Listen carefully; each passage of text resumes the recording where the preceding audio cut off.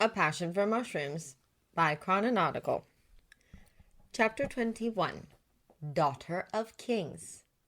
Whether or not Fili's silly little prank in his forge had helped improve the king's mood, and Bilbo rather thought it had already been on the upswing that morning at breakfast, the hobbit couldn't deny that Thorin did seem much happier in the following days. He didn't go about whistling in the corridors, of course, but smiles and conversation magically reappeared at the breakfast table. Bilbo thought perhaps the king's unhappiness might have been worry over the approaching Rohan delegation, in part because Thorin actually admitted to being worried about the visit. In my grandfather's time, our trade caravans were allowed to pass through the Gap of Rohan without tariff. Even as refugees, we were treated fairly passing through, exchanging labor for coin without paying a duty or toll for residing on their land, as others forced us to do.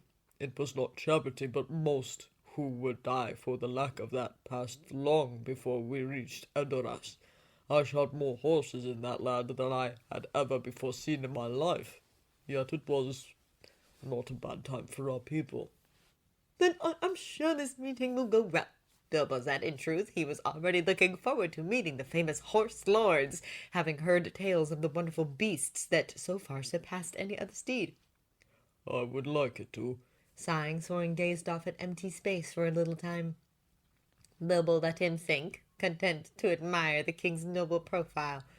The lives of men are so short.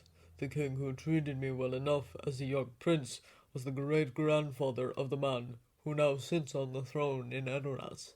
It worries me. Why?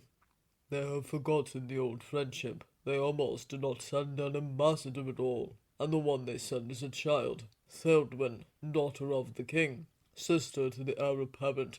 Well do I remember that they do not value their daughters as highly as their sons in Rohan, so perhaps they offer us insult. Yet I want to believe that they do not, and that might be more dangerous still. Believing the best of a new friend isn't dangerous, Thorin. It is for a king. Placing a gentle hand on Thorin's arm was a bold move, but not nearly as bold as what Bilbo said next. Do you ever regret thinking so little of me when we first met? Thorin's mouth fell open in shock for half a second. Twisting his face into a scowl, he said, You know I do. I don't regret that you did, Bilbo said cheerfully, surprising the grim look right off the king's face. You don't. Thorin looked bemused, but he brought a hand up to cover Bilbo's, keeping the hobbit close. Winning your approval, earning your good opinion was... Bilbo paused, suddenly aware that what he had been about to say would be appallingly rude by dwarven standards. Dwarvo did not speak of love until after a ring had been given and accepted, yet words of love would spring to a hobbit's mind over a leisurely breakfast, and there was nothing Bilbo could do about that except try to tamp them down. Well, it made me feel very proud. Accomplished, even. If you'll take my advice, don't worry so much about first impressions. She's staying until the Dornan's Day celebrations, right? Thorin nodded soberly. Then you have nearly 2 months by the Shire reckoning to get to know one another. That is enough time for a misconception or two, a pipe or 20, and a few nice dinners. Why, if you aren't fast friends at the end of it, then she isn't someone you want to be friends with. Smiling gently, Thorin said, As easily as that. My friend, whatever makes you doubt yourself so? You of all people know how poor my judgment can be, Master Burglar. It seemed to Bilbo that the melancholy in the phrase went much deeper than Thorin's smile, and so this could only be a reference to the cursed sickness that had plagued the king so long ago. Drawing himself up sternly, Bilbo said, I will thank you not to speak so of my king, cool as the snow at the peak of the mountain. Thorin blinked. Bilbo frowned. The king broke first, laughing in delight, and Bilbo followed, rocking back and forth with the force of his own mirth. Indeed, he rocked so much he almost hobbled out of his chair. This set Thorin into a roaring fit, though the dwarf also caught the hobbit and pulled him close. Thus they ended with Bilbo pressed against Thorin's chest as the king sighed the last refrain of amusement into his friend's ear. All will be well. In fact, it was quite impossible for Bilbo to imagine otherwise from the warmth of Thorin's embrace. So I begin to believe, Thorin said, winding his fingers gently in the curls at the base of Bilbo's neck. Trembling a little, Bilbo did his best to refrain from doing anything stupid, like kissing the king.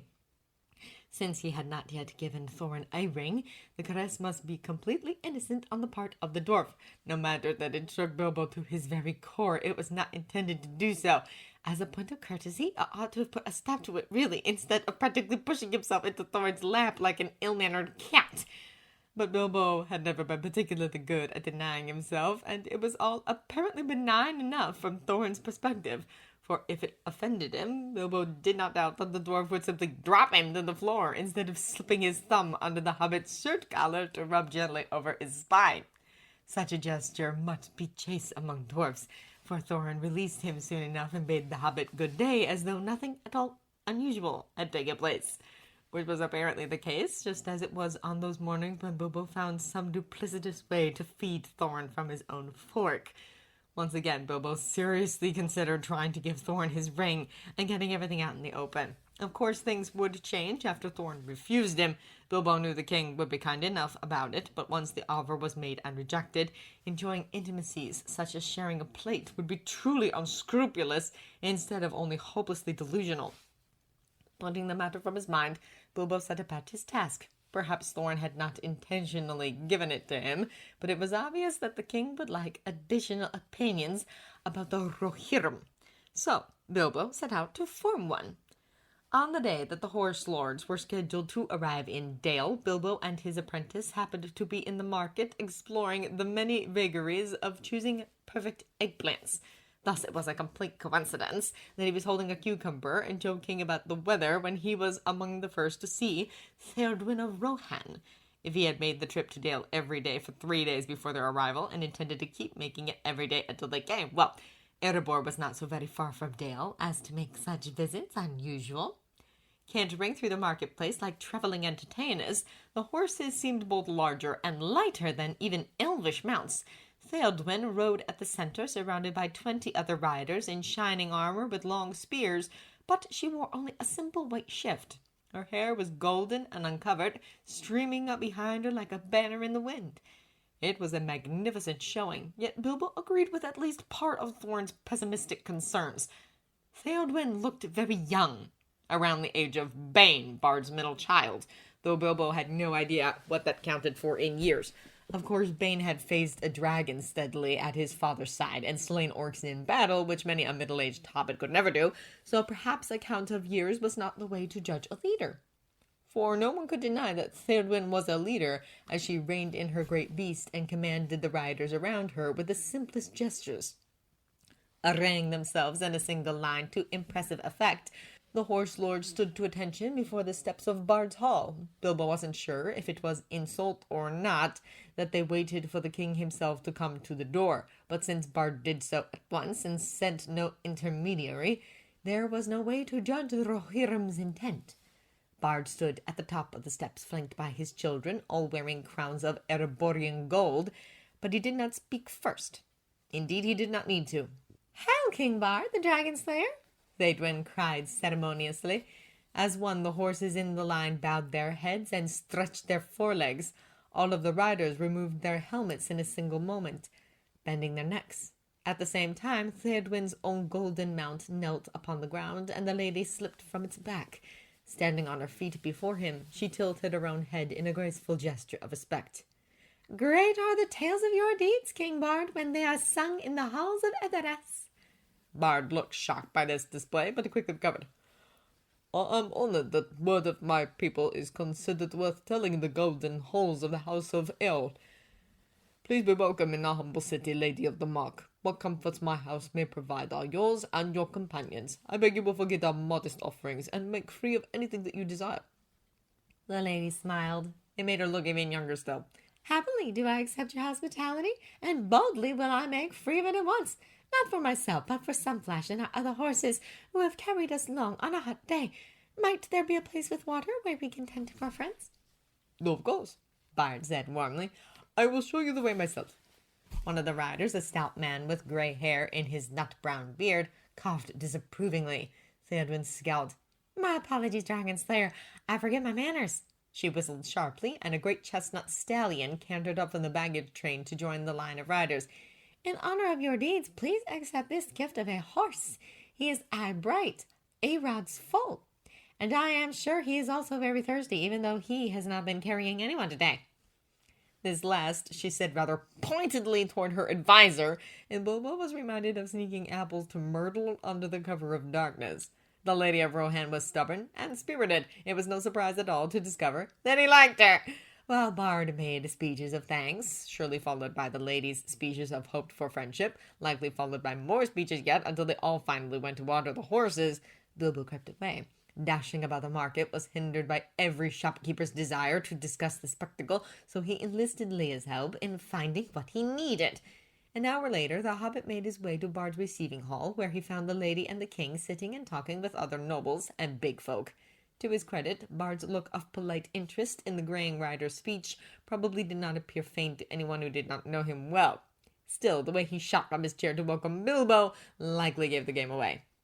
"Join us, please," the king said more sincerely than Bilbo might have expected. "Lady Theodwyn, allow me to present Bilbo Baggins, Lord of the Mushroom Mine, Master Burglar of Erebor, Master in the Culinary Guild, and my very good friend." "Why, that," the lady said with a nod. "Well met indeed, Lady Theodwyn. I am honored to make your acquaintance. I heard your words earlier to Bard, and I was very impressed by the care you show for your horses." "Among the Rohirrim, we treat our horses as we would our family," she said. "I know it is not so among the dwarves." "Oh, you might be surprised. Lord Dane of the Iron Hills has a war boar he loves so much that it sleeps in his room and eats at the high table when it comes to visit here at Erebor." She laughed.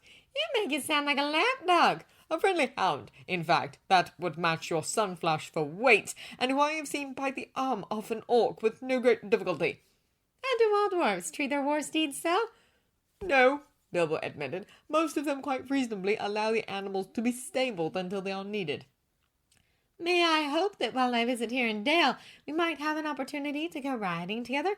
"Oh, well, of course I am honoured by the invitation, though I pray you will understand that I am no great rider. Just now, however, I should like to give you a gift. If I am correct in supposing that your people are like to mine, and will give a gift in greeting, with no greater meaning attached." Theodwyn looked uncertain. "I was given to understand that there is always a great deal of meaning attached to the gifts of a dwarf." "Indeed! So it is that Bard alone among my friends indulges my penchant for such frivolities." "Lord de Baggins is a hobbit," Bard said, "not a dwarf." "Really?" The lady seemed quite surprised at this news. "A fine dwarf I should make," Bilbo grumbled, "with no beard, no boots, and more common sense than stone in my head." In point of fact, Bilbo was not even dressed in a dwarvish way on that particular day.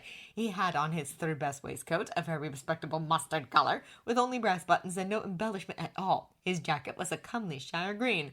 While they did have Sting on his belt, it was only because he'd promised Thorin to always go armed when he left the mountain. "Forgive me, Lord Hobbit, the titles of Erebor led me to conclude you were a lord among the dwarves." "Well, that was reasonable enough, actually. Naturally they would. As I am the only hobbit on this side of the Misty Mountains, I suppose you would not be expecting to meet one of my kinsfolk in any event. Perhaps you have not even heard of us. Bard's children thought I must be some sort of odd elf when first they met me." Shyly, Theodwyn said, "My grandmother told me tales of the hobbitla, small folk who were quieter than shrews and able to disappear in the blink of an eye." "As my grandmother told me tales of the horse lords, tall men who lived in their saddles and could sleep astride riding through the night." Theodwyn blinked. "But then when would the horses sleep?" "And how could a hobbit disappear?" Bilbo asked in return, smiling at her. Once again the lady laughed, as clear a tone as any bell in Dale. "We shall have to get to know one another properly, Lord Hobbit, to tell the truth from the tale." "On that note," bowing, Bilbo presented her with a floral crown he had carefully woven only minutes before, feeling a little shy himself. Theodwyn was no longer smiling. "Thank you. I hope you do not find it lacking. I suppose as the Lord of Erebor I ought to have given you gold or similar trinkets, but among hobbits, fruit and flowers are generally considered best." "My people give flowers as well," Theoden said. "I wore many crowns like this when I was a child." She still did not smile, and her voice sounded cold. Bard peered over her shoulder. "It is very different from the one you made for me on my birthday," he said casually. Theodwyn looked at the king in surprise. "The one he made for you?" "Men of Dale receive presents on their birthdays," Bilbo informed her helpfully. "Yes," Theodwyn said slowly. "My people have a similar custom. The crown of flowers you made for him was different from mine." "Extremely pink," For some reason, there was a hint of a laugh in Bard's voice. Well, I'm not going to give pink geraniums to a woman I've just met, Bilbo said reasonably. Begging your pardon, of course, my lady. I certainly hope that we will one day swear such friendship, but yellow roses and goldenrod seemed more appropriate for a new acquaintance. How so? She asked, looking at the wreath with more interest. Oh! Bilbo realized that he had been quite foolish. Do the flowers have different meanings amongst your people? Of course they would, for in my own lifetime I have seen Sweet William go from being a symbol of gallantry to a very sarcastic message indeed in the Shire. Is goldenrod quite offensive? Among my people it means encouragement, as I should like to encourage your efforts at diplomacy here, but I know that it makes some big folks sneeze. It is not a wish for ill health, is it? I swear I never intended it as such. Oh dear, it is not a curse like B&D, is it? Peace, Theodwyn said quickly. You have not offended me. Different flowers have no meanings among my people, though I should very much like to know what symbolism these have to yours. You said the goldenrod here is a wish for encouragement? Yes, Bilbo said, relaxed a little when she smiled. And the yellow roses are for friendship in a hopeful sort of way. As the pink flowers you gave me were a swearing of eternal friendship. Bard's voice sounded strange, and his face was rather grave. Yes, I thought you liked them. You wore them all day. I did, Bilbo agreed. I wish only that I had understood their meaning. What is this greenery here? It was in my crown as well. Ah, king's foil, Bilbo said. It's a bit of a pun, really. We have no kings or queens in the Shire, but it's usual to put in something representing the person who will wear the crown. Marigold for a gardener, wheat for the miller, that sort of thing. And, well, you are a king, so I thought king's foil would do well for royalty. Theodwyn grinned. I begin to understand your flower language, I think. What do the black-eyed Susans add to the bunch, other than giving you a nice long stem to weave with? Justice and good judgment, Bilbo said promptly, in my hope that you will deal fairly with your new acquaintances and be understanding of our flaws. That is quite a message, Theodwyn proclaimed, setting the crown upon her head. And all in the golden colours of Erebor. I suppose they are, Bilbo said. I confess I thought more of the golden coat of Sunflash and your complexion when determining which colours would suit my lady. So it is that we come to understand one another better, she said gaily, and I hope to proceed apace. In that way I will confess that it is generally children who wear such things among my people, and I thought first that you meant to insult my age. Age in years confuses me greatly, Bilbo admitted. I should much rather ignore it altogether. At 51, I am old for a man, a child among dwarves, a babe to an elf, and happily in the prime of life to my own people. Theodwyn accepted the wisdom of this declaration and asked to learn more of flowers. From there the conversation went merrily along, from horses to adventures, dragons, and long journeys. Bard was prevailed upon to provide a proper tea, and a very merry afternoon was spent in the city of Dale, where flowers grew and golden bells rang out every hour.